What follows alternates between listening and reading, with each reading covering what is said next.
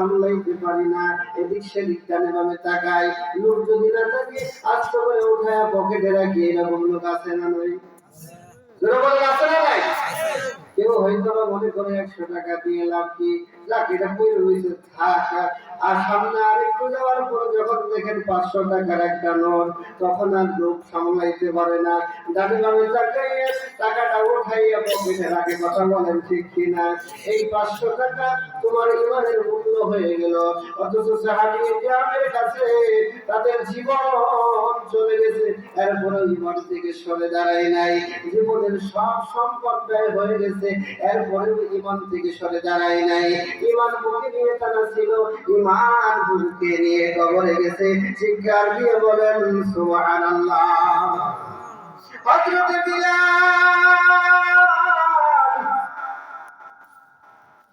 এত কষ্ট করছেন, মুহাদ্দিস লেখেন বিলাল পাথরের নিচ থেকে আহাদ আহাদ শব্দ উচ্চারণ করছেন।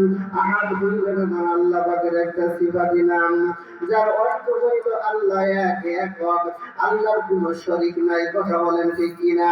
আমাদের আল্লাহ কয়জন? জোরে বলেন কয়জন? লা শারীকা লাহ, যার কোনো শরীক, এক আল্লাহর গোলাম আমরা। কথা বলেন ঠিক কিনা?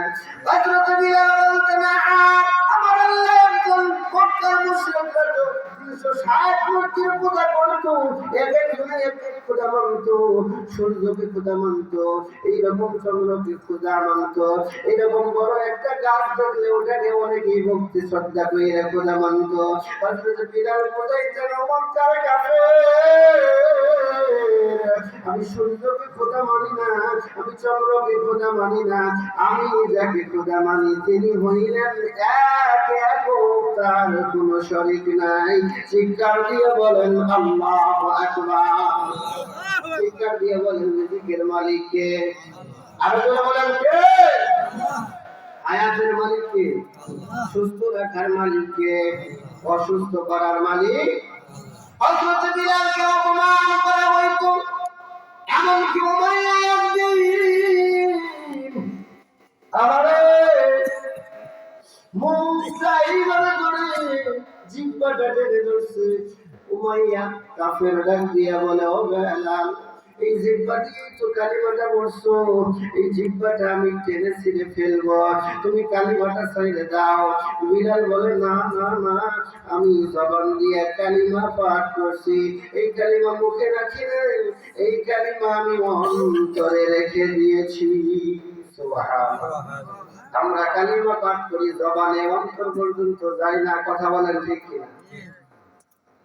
আমরা বলি লা ইলাহা ইল্লাল্লাহ, আল্লাহ ছাড়া আর কোনো মাবুদ নাই, আল্লাহ ছাড়া আর কেউ রিজিক দাতা নাই।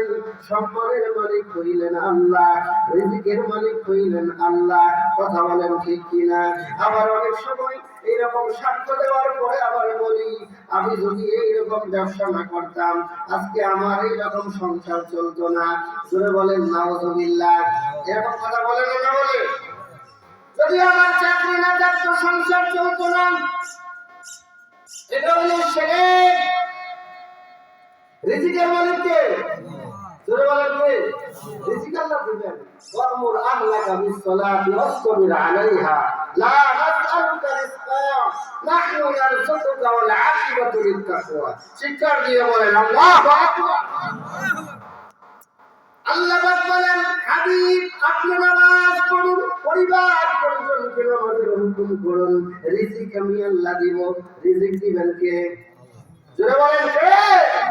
রিজিক দিব আমি আল্লাহ। আপনি আমি আল্লাহর হুকুমকে মানুন।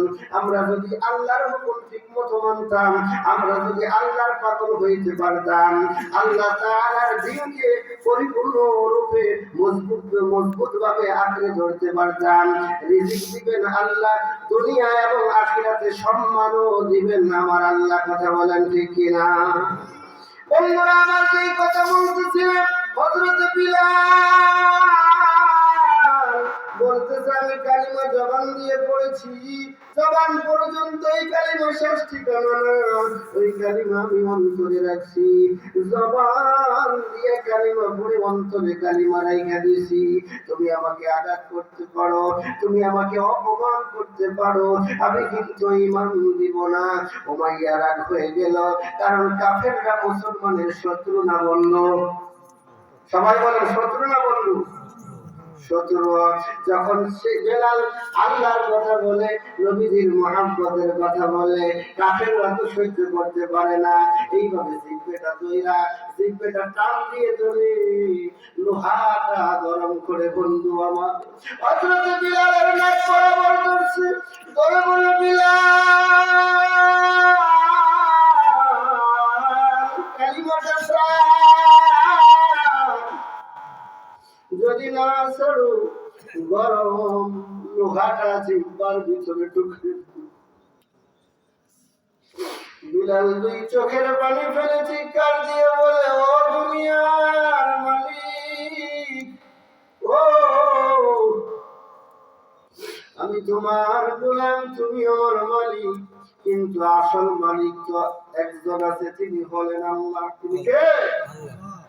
তুমি আমাকে জিহ্বা ছিদ্র করে দিতে পারো, তুমি আমার হাত কেটে নিতে পারো, তুমি আমার গর্দান কেটে নিতে পারো, ক্ষমতার কারণে, টাকার ক্ষমতার কারণে, টাকার গরমে, কিন্তু আমি বলতেছি যে আল্লাহর কালিমা আমি পাঠ করছি, আমি কালিমা দিব না, আমি জীবন দিতে রাজি আছি। চিৎকার দিয়ে বলেন আল্লাহু আকবার। হযরত বিলাল কাঁদতেছেন, উমাইয়া গরম রড বিলালের জিহ্বায় যখন লাগায় দিছে, জিহ্বাটা ছিদ্র হয়ে গেছে, সঙ্গে সঙ্গে বেহুশ হয়ে জমিনে পড়ে গেছে। কত কষ্ট ঈমানের জন্য তারা করছে, আজকে আমরা ঈমানের জন্য সুদ ছাড়তে পারি না, ঘুষ ছাড়তে পারি না, মুসলমান দাবি করি, কথা বলেন ঠিক কিনা?